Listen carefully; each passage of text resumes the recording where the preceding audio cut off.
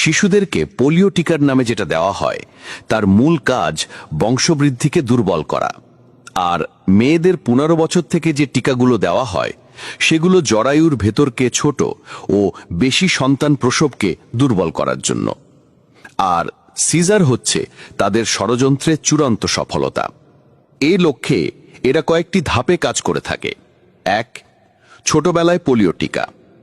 2, 9 থেকে 14 বছরের টিকার মাধ্যমে জরায়ুর ভেতর ছোট ও বেশি সন্তানদানে অক্ষম করা। 3, সরকারি ক্লিনিকগুলো থেকে আয়রন ট্যাবলেট থেকে শুরু বিশেষ কিছু ভিটামিন দেওয়া, যেগুলো মূলত পেটের ভিতরের বাচ্চাকে অস্বাভাবিক মোটাতাজা করে, ফলে বাধ্যতামূলক সিজার করতে হয়। আর সিজারের মাধ্যমে বেশি সন্তানের জন্মদান অসম্ভব। ব্যাস, মিশন সাকসেস। বর্তমানে দুগ্ধপোষ্য শিশুর মায়েদের দুধ স্বল্পতার মূল কারণ জন্ম নিয়ন্ত্রণের বড়ি বা ট্যাবলেট। মহিলাদের দুধের সম্পর্ক প্রেগনেন্ট হওয়ার সঙ্গে, এটা আরেকটার সাথে অঙ্গাঙ্গিভাবে। জন্ম নিয়ন্ত্রণের জন্য যে সমস্ত ট্যাবলেট ব্যবহার করা হয়, উক্ত ট্যাবলেটের সাইড এফেক্টের কারণেই দুধ তৈরির